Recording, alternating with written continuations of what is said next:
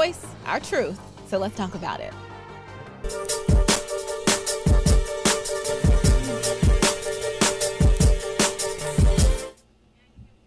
Here are the headlines for today. Dr. Anthony Fauci wants the Black community to know the COVID-19 vaccine was developed by a Black woman. As CBS News reports, Fauci met with a coalition of Black doctors, faith leaders, and academics Tuesday to tell him how confident he is in the coronavirus vaccines.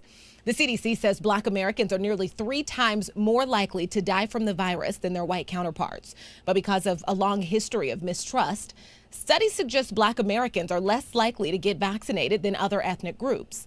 Fauci is the nation's top infectious disease doctor. He says, I myself will be perfectly comfortable with taking the vaccine, and I will recommend it for my family. This conversation comes as 2 coronavirus vaccines are awaiting approval from the Federal Drug Administration. More than 280,000 Americans have died from the virus. And according to Johns Hopkins University, the virus has infected more than 15 million people across this country. Fauci pointed to the work of his colleague, Dr. Kizzmekia Corbett. She is a Black scientist who leads the National Institutes of Health's vaccine research. And, she's at the forefront of Moderna's vaccine development. Here's what Fauci said about her. He said, the first thing you might want to say to my African-American brothers and sisters is that the vaccine you're going to be taking was developed by an African-American woman. And that's just a fact. I think that's one of the things that people don't fully appreciate. Tuesday, FDA scientists said Pfizer's vaccine offers Americans strong protection and is up to 95% effective after 2 doses. The scientists found protection begins within 10 days of the first dose and say it's effective no matter the person's race, age, and weight.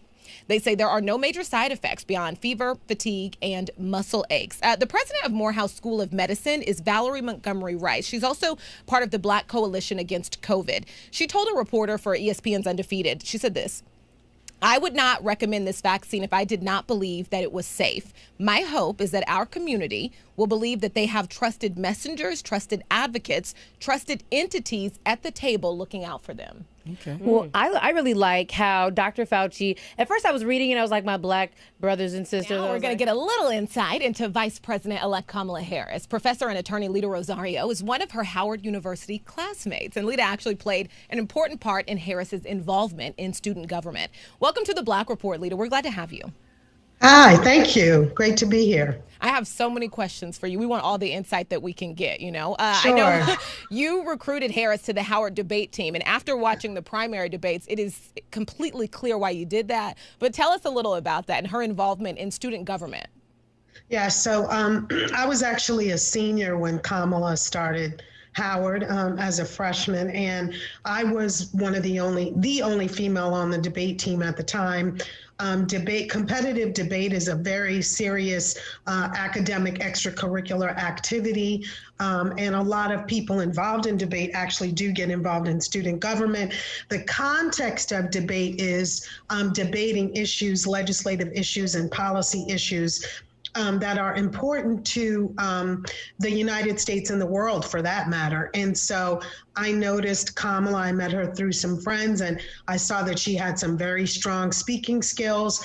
She was very cogent, and most importantly, she wasn't afraid of the fellas. When we were having debates in the Punch Out at Howard, which was in the student center where everyone kind of met to eat and have get refreshments and after school or in between classes, she would be there debating a lot of the important topics of the day, which included ending apartheid and all kinds of issues. And I just noticed that Kamala was very, very strong argumentatively, and she had a good thought process, and she could deal with the fellas. She wouldn't back down to arguments that the guys made if they tried to use kind of their physical presence or the strength of their voice to try to win an argument. That didn't faze her, and she would continue on. So I recruited her to the debate team.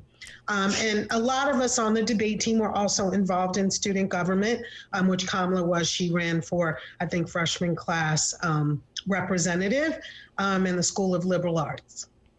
I want to talk about the political climate during both of your college years, since they overlapped a little bit, and some of this may have happened after you left, but some monumental things did happen in the name of representation during that entire time. Jesse Jackson's presidential run. Exactly. MLK Day became a federal holiday. On the other end of the representation spectrum, Vanessa Williams won Miss America, first Black woman. What was that like for a young Howard student?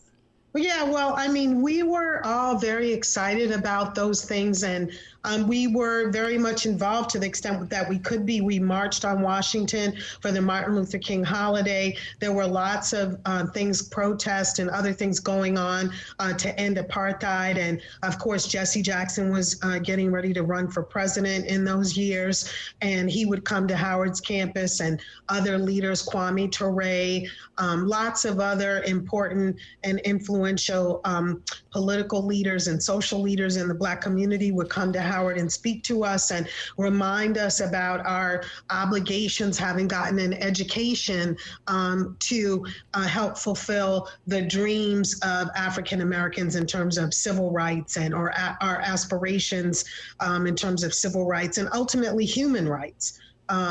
So it was a very exciting time to be at Howard. There were a lot of Black Republicans on campus at the time. We would debate them. Some of them were even on the debate team. So we had that exchange as well. So it was, part of what was happening at that time is that we were mulling over whether or not we were living up to the legacy of the '60s civil rights movement and how we were going to interact with the world. And there was a lot of debate about whether or not you should join corporate America. At that time, there were even fewer. I know there's still not enough African Americans represented in the C-suites and in corporate America in general. But at that time, there were even fewer.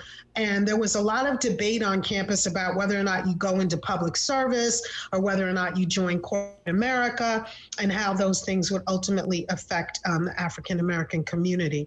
So we were constantly debating those issues. And those issues were, at the forefront. And I would say as well, in the context of debate, we were debating a lot of issues that are very relevant still today.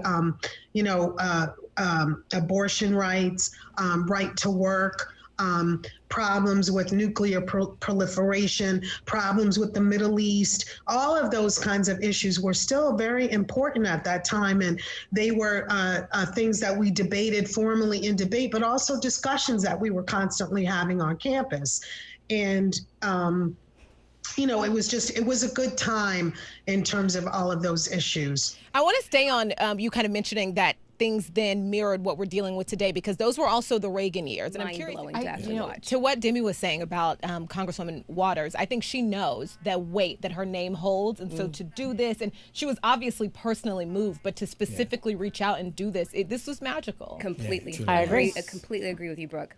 All right, hashtag protect Black women, okay? I love that. All right, NAACP. What was President-elect Biden's response to your suggestion of creating the position of a national advisor on racial justice, equity, and advancement? We took it in. I made the case that if he had as a part of his administrative pillars racial equity, in order for us to ensure the benefit of such a progressive focus, you needed someone to hold that portfolio. And that portfolio needs to be spread across all of the cabinets and the entirety of the administration. Welcome back to the Black Report on Fox Soul, your daily source for news, views, and opinions. All right, if you're just tuning in, here's what you've missed. Dr. Anthony Fauci met with Black leaders to discuss the COVID-19 vaccine. President-elect Joe Biden picks Congresswoman Marcia Fudge to lead HUD and Tom Vilsack to lead agriculture. Former Ohio State Senator Nina Turner is being pushed to run for Fudge's seat. NAACP President Derek Johnson joined us to talk about his meeting with Biden. Congresswoman Maxine Waters supports rapper Megan Thee Stallion in a big way. And speaking of powerful women, Forbes announced its 2020 list of the world's top 100. Professor and attorney Lita Rosario joined the show to discuss VP-elect Kamala Harris. To get the full scoop, download the Fox Soul app to watch today's The Black Report, also available on Roku, Apple TV, YouTube, Samsung, and Fire TV. Romeo, what's next? Today we're honoring Olympic legend Rayford Johnson. He died last week at 86 years old. Johnson won the decathlon at the 1960 Rome Olympics and helped take down Robert F. Kennedy's assassin in 1968. Johnson died at his home in Sherman Oaks, California. No cause of death was announced, but, he was among the world's greatest athletes from 1955 through his Olympic triumph in 1960.